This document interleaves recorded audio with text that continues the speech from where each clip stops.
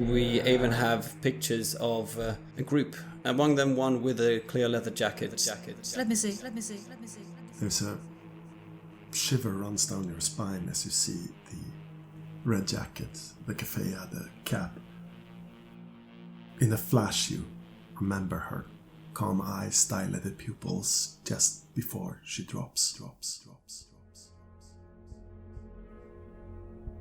And there he is. Yeah, that's the man. This is the first time you see Kenneth with your own eyes. Yeah, the 50s leather jacket, the gangly look, the reddish hair. It seems to fit the descriptions you've been having, the tats. And there, the blur. But who's this other guy? Somehow seems familiar. The worn, middle-aged guy. The ginger. His antiquated clothes, his wry smile. He walks with his head held up. The others are much more discreet, down in hoodies and so on. This guy doesn't look like he has a care in the world. I remark to Alice, well, any of this looking familiar? No. I can swear I've seen his face somewhere. I don't know. Maybe. I will tell you if I remember. I think I seen this guy, the other guy, before, but leather jacket. I can't remember where. Yeah, there's two leather jackets. There's the brown one and the black one. Yeah. The old 50s style and the Petrov. I point at the brown one. That is the guy Michael talked about. How well versed are you in criminal history, folks? Ooh. Any one of you, have you poured through files? How's your knowledge about old cases? Having a more background in the military, I don't think that's really my side. No, I don't think I have it either. I might, just on the grounds of my academic and my forensics field. Yeah, we could say... what do you say? Well, I have academics specialization history. Oh, there you go. Yeah, I think... I think that plus forensics actually is a good match. So let's roll 2 skills and break the norm. What would be forensics in this case? Science? Say... Or medicine? Yeah, say science. Alright, we'll combine 2 skills to get science and academics with the speciality history, which would give me 7 dice. Yes. 3 successes. You are looking at history. It just clicks. The picture. Turn it into black and white in your head, and it's there. A lightning fast search, and you're staring at the face of Patrick Sheeny. This guy was IRA, hardcore. He was believed to have committed suicide at quite an advanced age already in 1991. This is a dead man walking. Patrick Sheeny.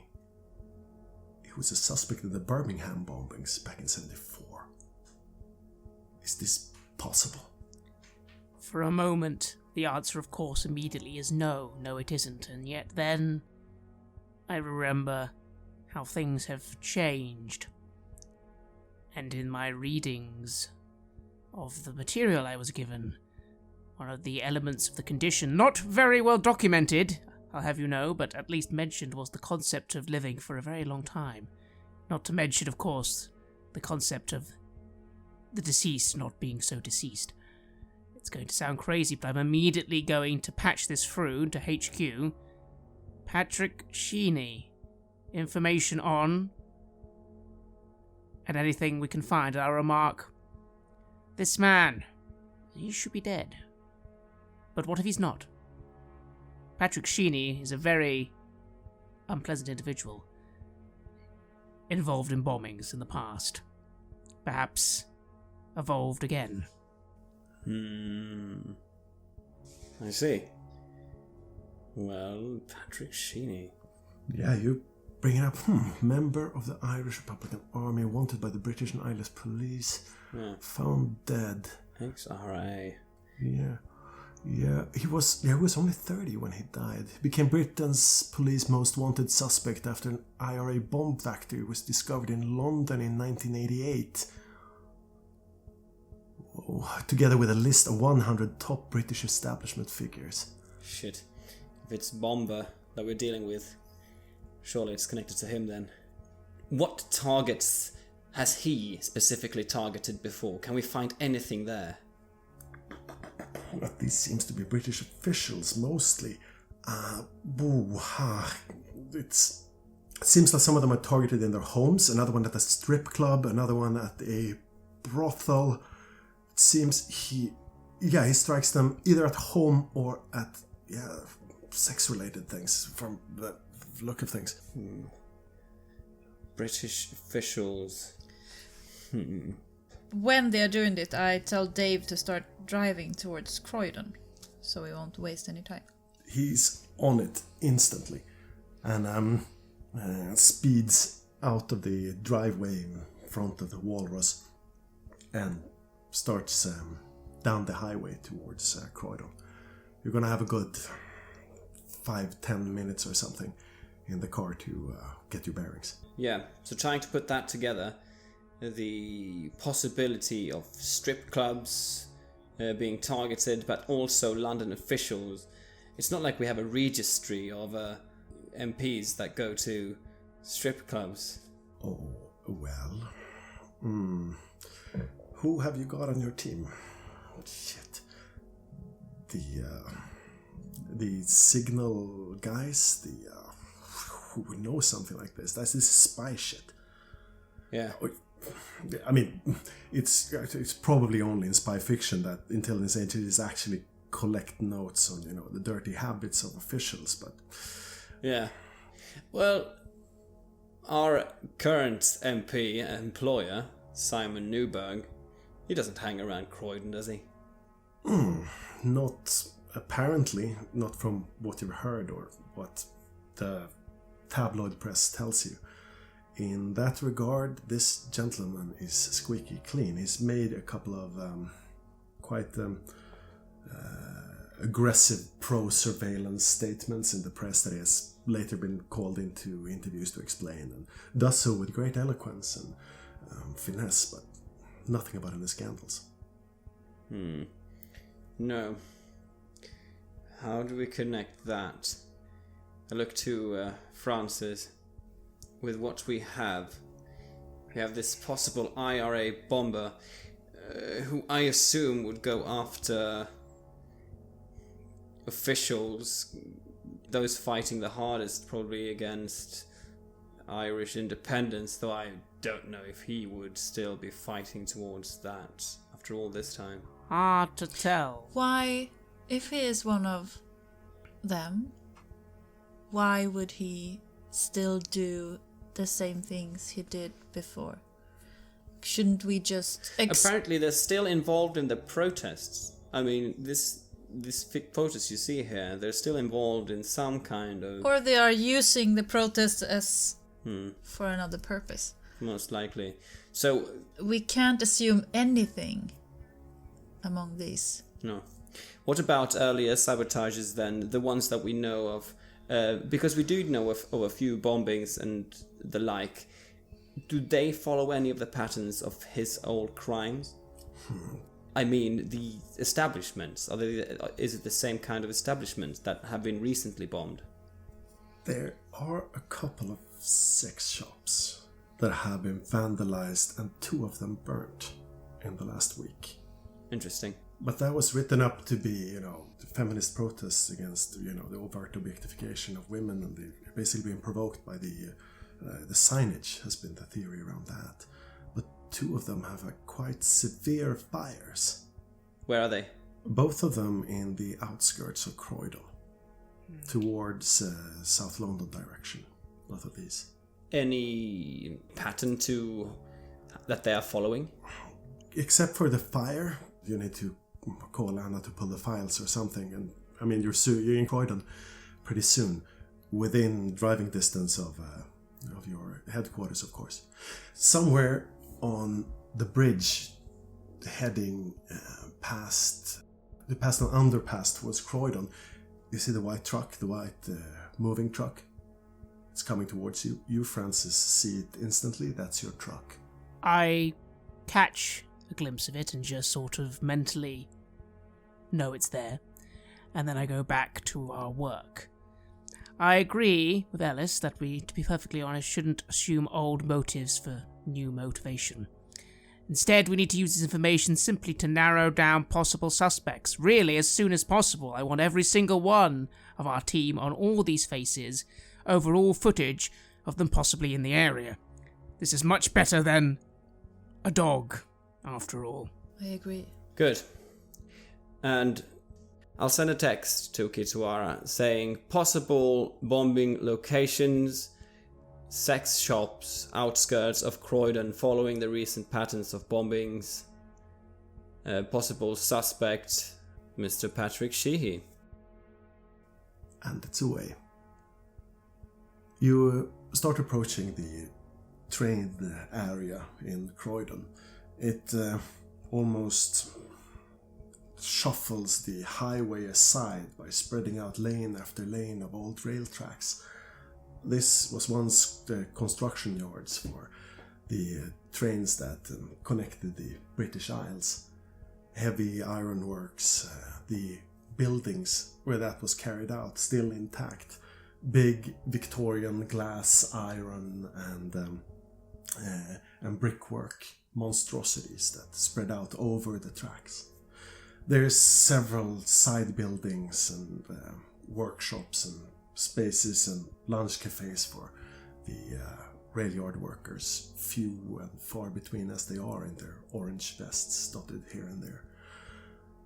But still, Croydon is dominated by the train tracks. Central Croydon, the sad skyline of which can be seen through the late afternoon haze to the south. But you're close to the train yard. There's a turnoff to the right, which goes towards your temporary headquarters in the brownstone building. The second one seems to lead towards the train yard and all its outbuildings. I don't know about you, but if I wanted to do some real damage to the infrastructure of London, I might just bomb here. What do you think? Certainly as good a target as any. Yes, one of my early suspicions, and when we mentioned Croydon, would be East or West Croydon Station.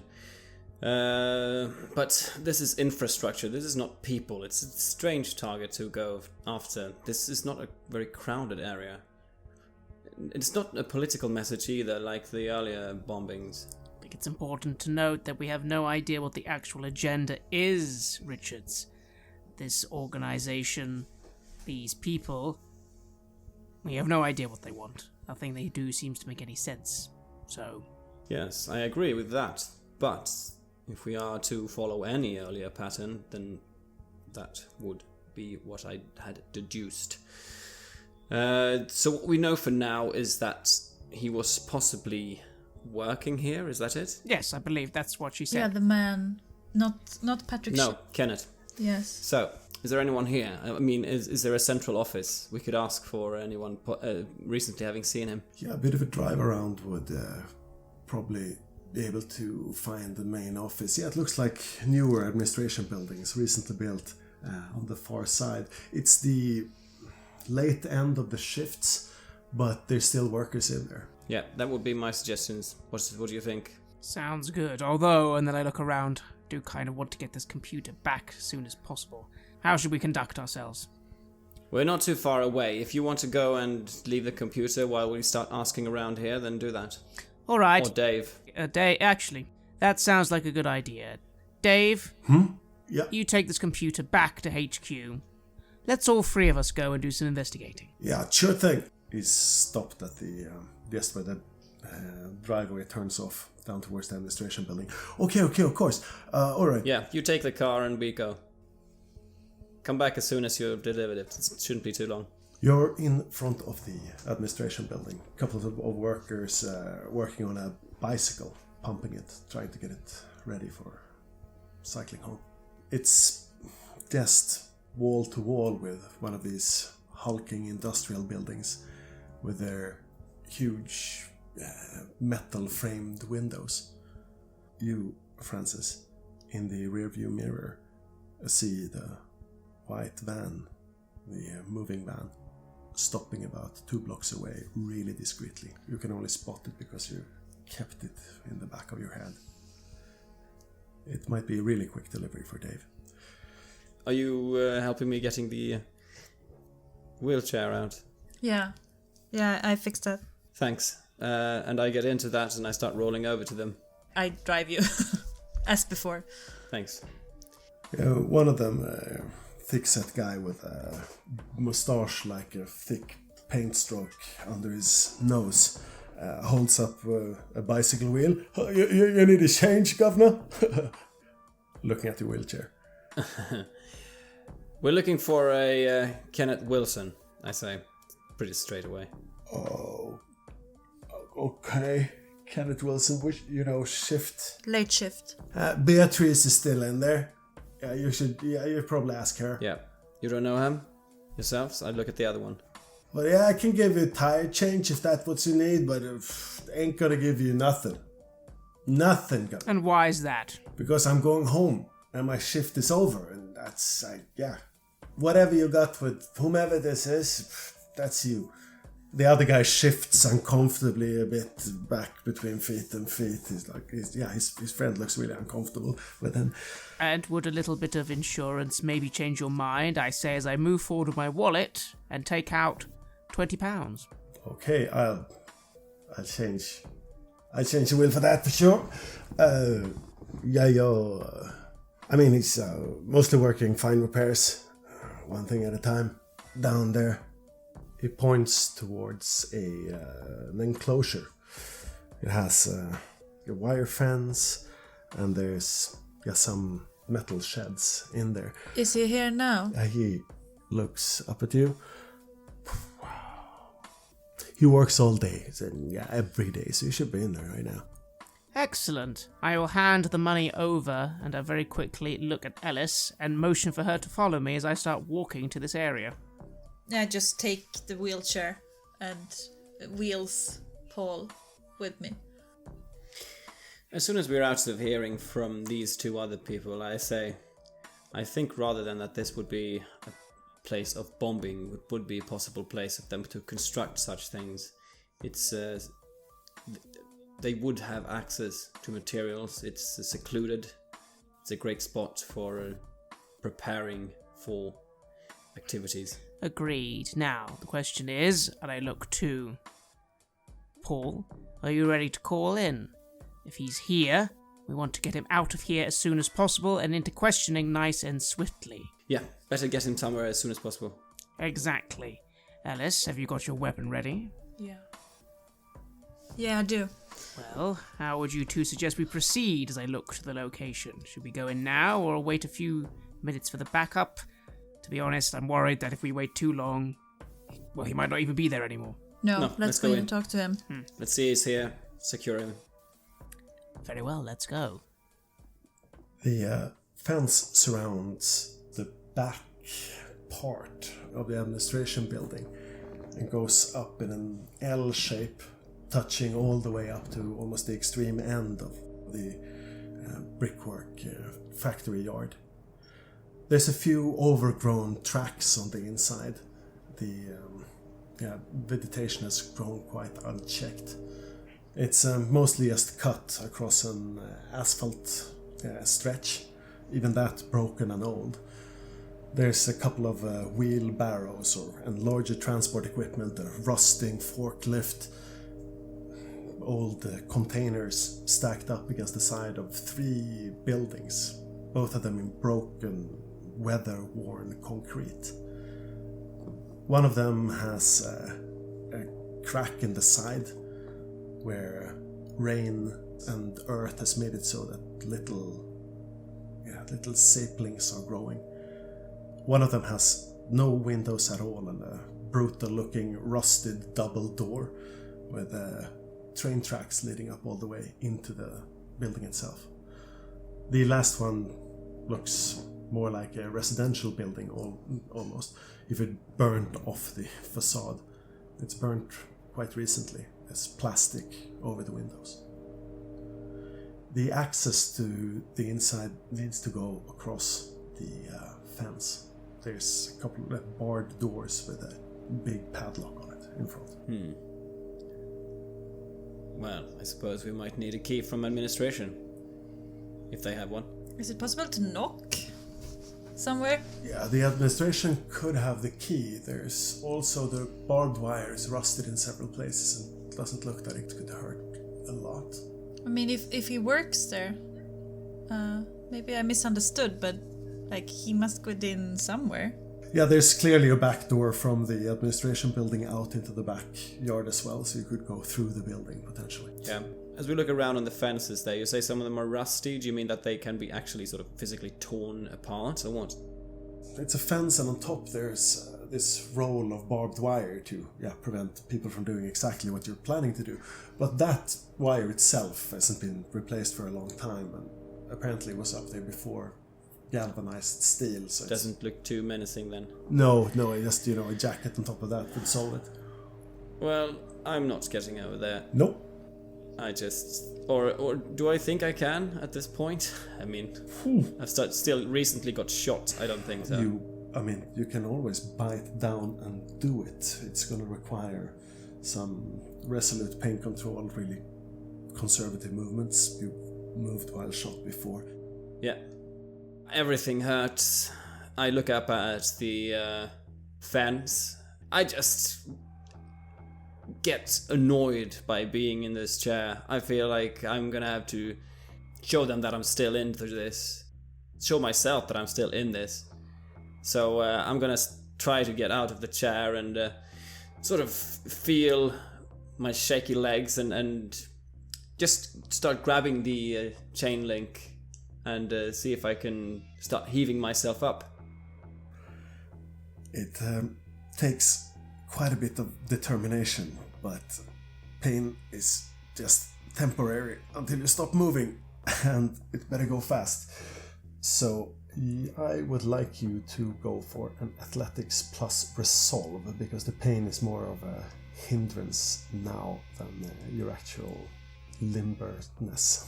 Yes, that is what I thought.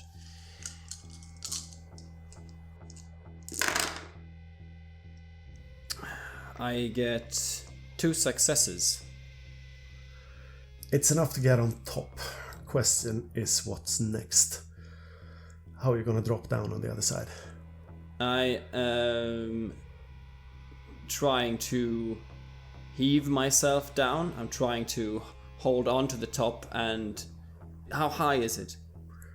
It's about, it's almost 2.5 meters tall, this fence. It's made to keep people out. Well, I've climbed a lot of obstacles in my days. You have. So I'm going to try and climb down as long as my arms can bear me and then drop. What? Okay, on the other side and lowering down, and with a willpower spend and reroll of the dice you didn't succeed, maybe you can get that extra and don't strain yourself. So I'll do that. I'll do willpower and reroll 3 dice. Why is it Paul that does all this gymnastics? Because he wants to show ya. Well, he just went straight ahead and did it. Idiot. Admittedly, Francis is watching with some concern, but he seems to have a sudden fire to him. I'm saying nothing. I'm just completely biting down and heaving myself up all the way up and working as hard as I can. There's Oh, Jesus Christ. nothing going to stop me now. However, I roll no additional successes. No additional successes. I want to try to help him. Did you climb up as well then? Just following me up and then helping me down Yeah. on the other side. Yeah, you yourself, you help the best you can from on top. It's not terribly difficult getting up there. It's getting down. That's the dangerous part. Okay, on the way down, you stretch out your arm and try to slow on his quite rapid lowering of himself, which looks a bit dangerous. So roll the additional die that you get to help him and hope that it is a success. And I roll a 10. Oh, you rolled the help die for her. Yeah, sure, you can roll it. If it was a 10, then that roll was yours. And yeah, you managed to lower down, setting yourself down, not straining yourself and puking blood as a sharp impact would have maybe caused. You're there on the other side, it's quiet, except for the screeching of a circular saw against metal from one of the 3 buildings. I pull my gun at this point. Now they're on the other side. Is it possible for them to open the entrance or something like that? Scanning around, there's a side door there that is only locked by like a bar, which has that's like wire across 2 metal handles that is not accessible from the outside. That could work to open. I nod to Alice to go and open that.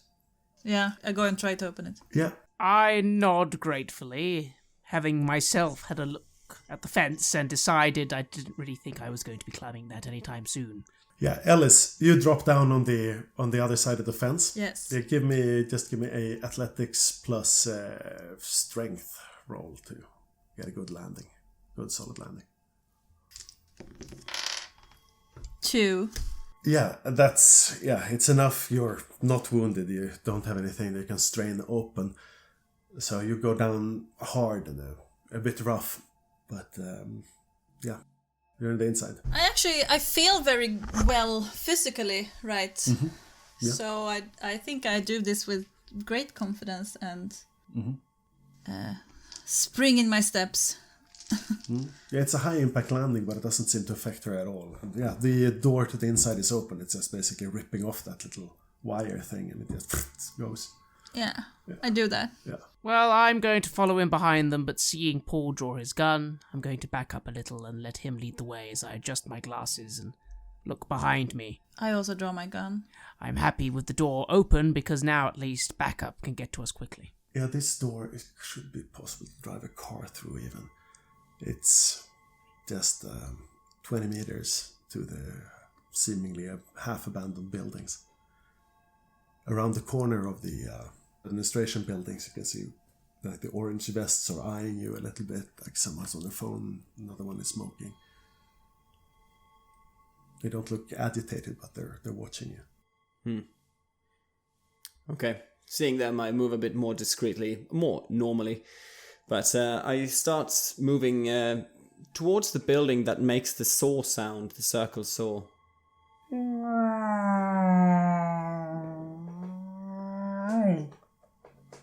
It's the middle building, the one with no windows. The one where there seemed to have been some sort of fire or something? No, that's to the right. This one has the big metal double doors, rusted, shut close. And it has a little bridge leading up to it with train tracks. So you can actually pull a train, or a dressine or something back and forth on the track. It's at this point I fiddle a little with my radio and just remark, "You guys hearing us? We're approaching the site of the suspect, hopefully now." Yeah, we hear you loud and clear. This is Flophouse. We are moving. We're right now about, seems like, 2 blocks away from your position. We're right on the other side of the huge brownstone metal glass building you see in front of you. Good. Be ready to move in as soon as he gives the word. And I'll nod to Francis and Ellis and let them go forwards. And that we do as the unit, I believe, that we have been now for a while. Sort of coming back into that one single mind that we have occasionally. I hope, at least. I do not know how Ellis is completely acting now. That is what I am trying to meld into, at least. Yeah, I do. I think I'm as normal as I've been for a long time. A bit thoughtful, a bit distant, but otherwise like I used to be. Great. Do I feel that you're with me? Yeah. Yeah, good. I also don't look sick anymore, if you have noticed that. Yeah. Francis has definitely noticed that. Yeah, I think I will have as well. Especially in your demeanor. But that's good. That's great. Let's try and find a door where we can enter this building. Okay, so who's checking what side? Front door, big metal door, probably locked, maybe, possibly. No windows. How about the side where trains usually go in? Is that closed or is it an open? Yeah, the track goes straight up to the metal door, under it. So that would be the place. When you open those big doors, the train would go into the concrete bunker. But they're closed. But they are now closed. Smaller doors then? Yeah. Sides. Okay, so who's on which side? Don't we go together? I'd be behind these two. Oh, so I think it's safe to say at this point I will have quickly from the car taken from our driver a sidearm, even though I'm not very good at it. The time's come to at least have one on me. Yeah, you reach into your bag, I guess, where you have the borrowed gun. You look down into the bag. You see Dave's Desert Eagle lying down there. The one weapon in the car. It's a big one. Wonderful. I'm sure this will be completely useless in my hands, but at least it's better to have one on me than not. So yes, I help myself to Dave's gun, and I take positions behind both of them. I'm letting them lead for, and I will be behind, hopefully covering the exits. I think we go together, right? We don't split up in any fashion.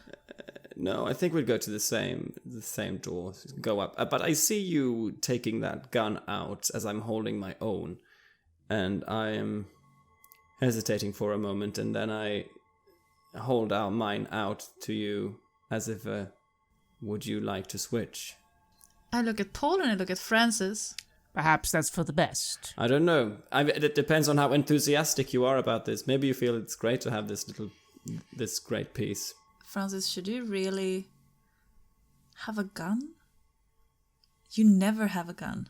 I wrinkle my nose a little as I remark, I am aware of that, and in this case, for once, it would be nice to have one. I do know how to use one, just not very well. Sure. Be careful. I will, and I will admit that this looks a little advanced. Yes, let's swap, Paul. Yeah, and I hand mine over, and I take the Desert Eagle. You see a sigh in my eyes as I take it, and I give you a confident look straight into your eyes and say, yeah, you got this, I know. And then I start moving up to the door and to give it a feel. The thick metal handle goes up against something on the other side. It's barred or locked with a padlock on the inside, perhaps. Has this been noticed from the inside? Is the circular saw still going? It's still going. Locked. At the side? I look at you questioningly, Alice. Yeah, we're looking down the side of the building. There seems to be some sort of cellar entrance, a diagonal doorway, in the back corner. I nod towards it. Let's take that one. Yeah. I start moving up to it as you say it. Yeah, and Francis in the rear. Yeah, this kind of gun, this is a Glock or a Sig Sauer or something. It's like the ones you've been training with. Yeah. Yes, well, I'm merely hoping to use it for intimidation purposes rather than actually shooting. But considering the situation we've been in lately, I'm getting tired of having nothing on hand. If intimidation was your purpose, then you have done a trade down, I must admit. The Desert Eagle is heavy, it's a precise gun, and it sure's got stopping power. Not as fast on the draw, a bit unbalanced. The rusted door is closed with a chain and a padlock as well here. This building is quite well secured. So how to get in? Well, it's starting to irritate me. Can't we just knock? I raise my fist like I want to knock on the door. I start to get frustrated. This is ridiculous. Should I? I nod. You bang 1, 2, 3 times. You have to do it several times, harder and harder. And finally the circular store stops.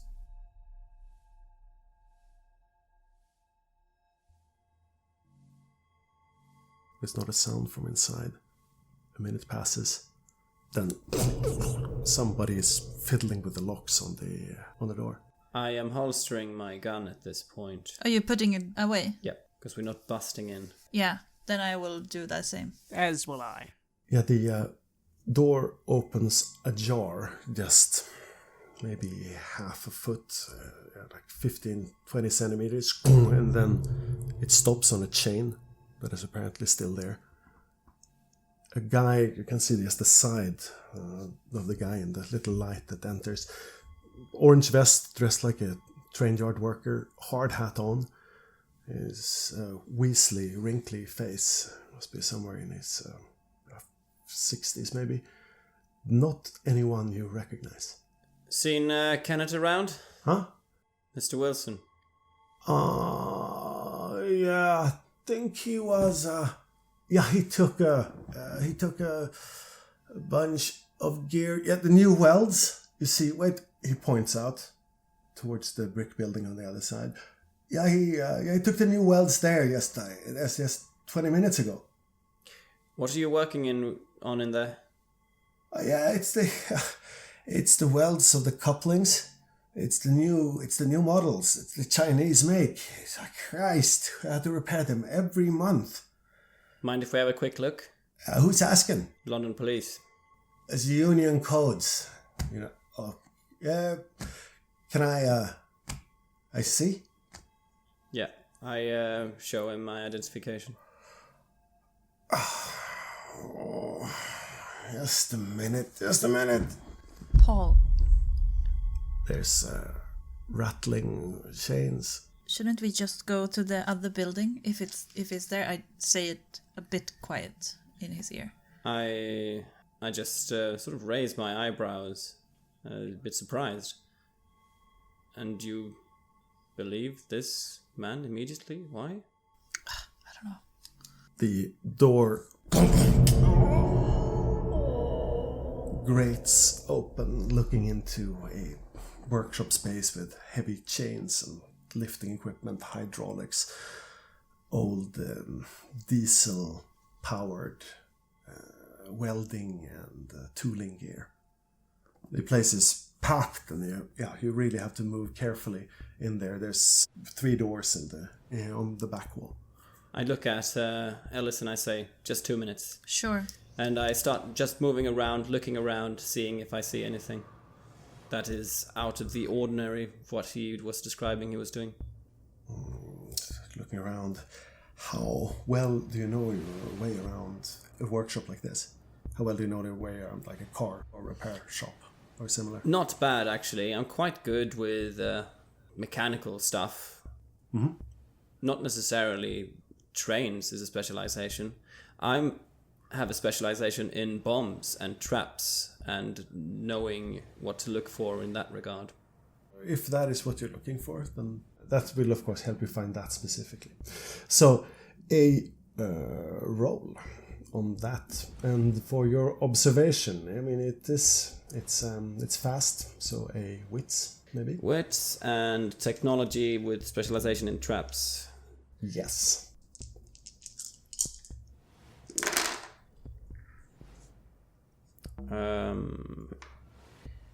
We're looking at, is it 8 and above? 6 and above. You're looking at 6 and above. Yeah. 6 and above.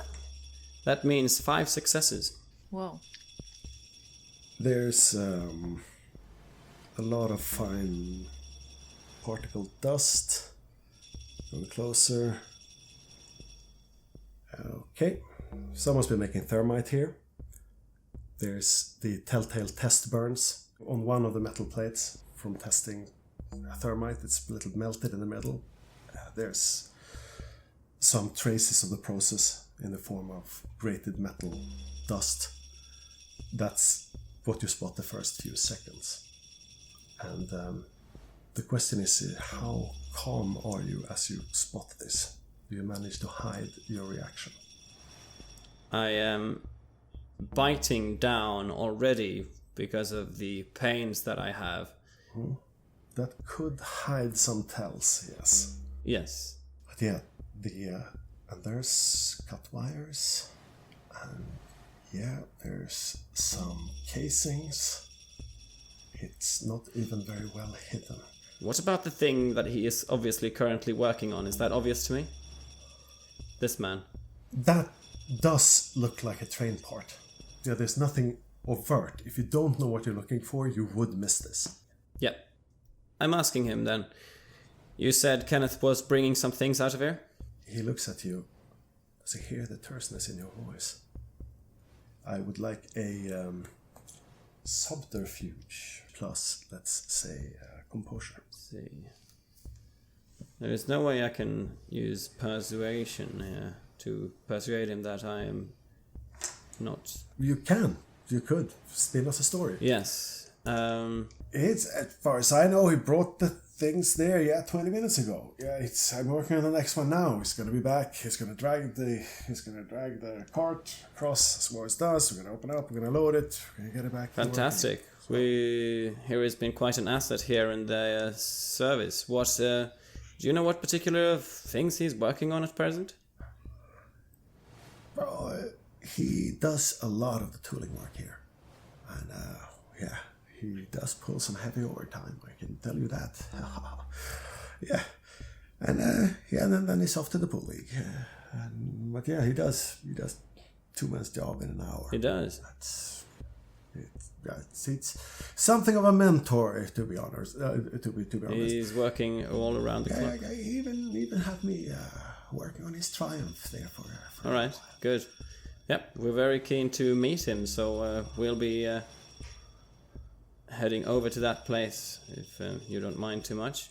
Would you mind leading us the way and showing us where it is, actually? You see, I got a quota to meet in Canada here, so I need to stay put. I'm sorry, it wouldn't take more than 5 minutes.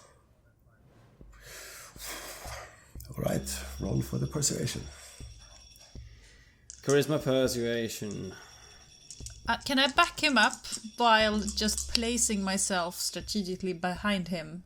Like, if you try to make trouble, you will make trouble with us too. Not only him.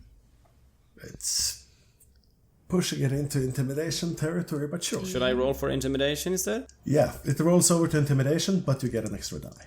Great.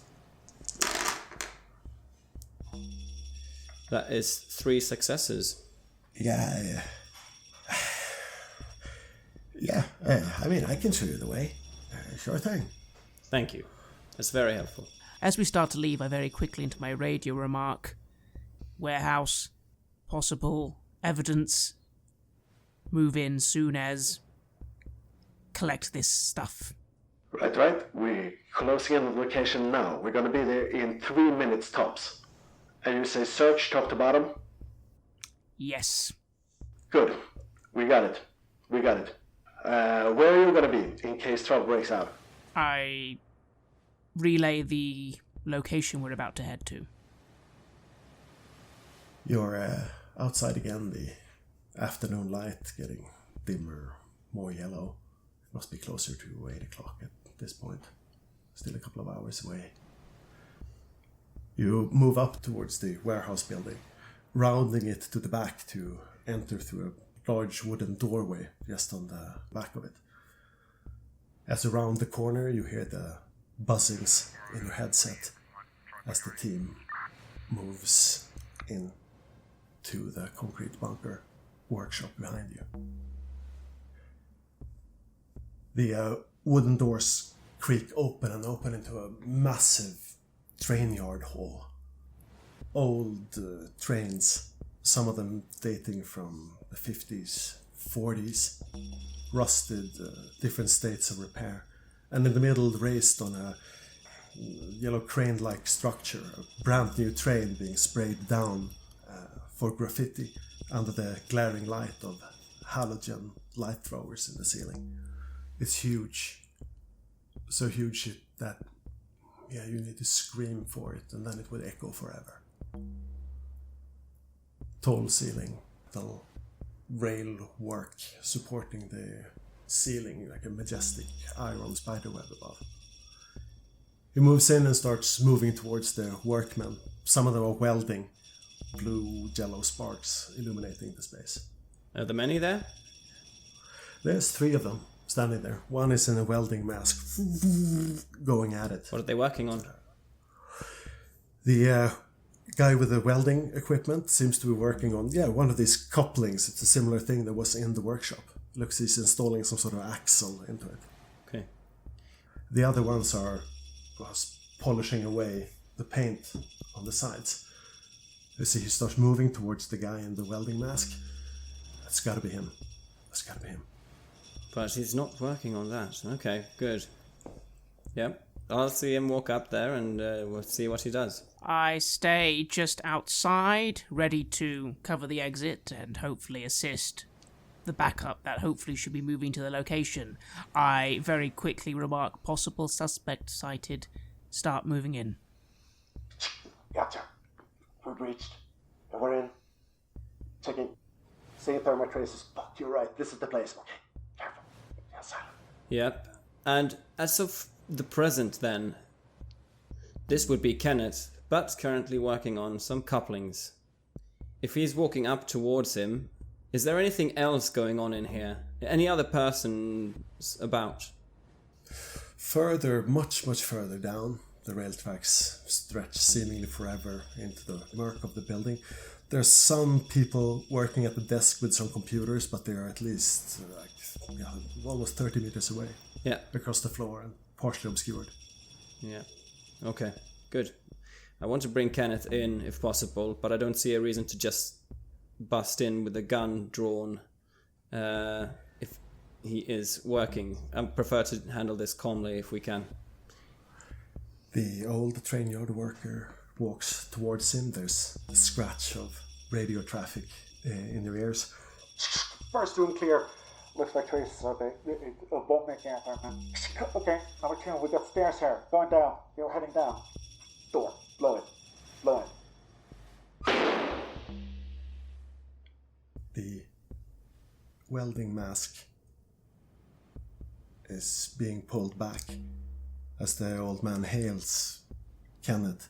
And in the bright halogen light, you see the face of a middle-aged guy, maybe from Jamaica, dreads, staring back at you going, howdy? Breach. What the fuck was that? No! He's got something!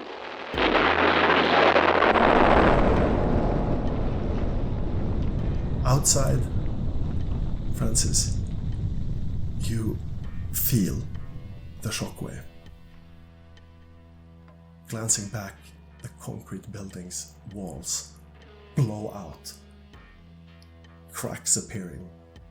The door just blows outward, billowing smoke, fast. The radio is dead. They're all gone.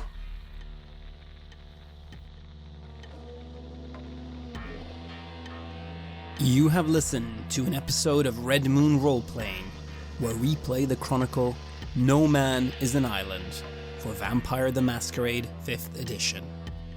Our storyteller was Martin Ericsson, and we were also joined by Anna-Karin Linder. The music was created by Lola Zaza for the game Vampire Prelude, We Eat Blood and All Our Friends Are Dead, and was used with permission from White Wolf. The sound effects are from the fine folks at freesound.org. Finally, a big thank you to our patrons. This podcast would not be possible without your generous support on Patreon.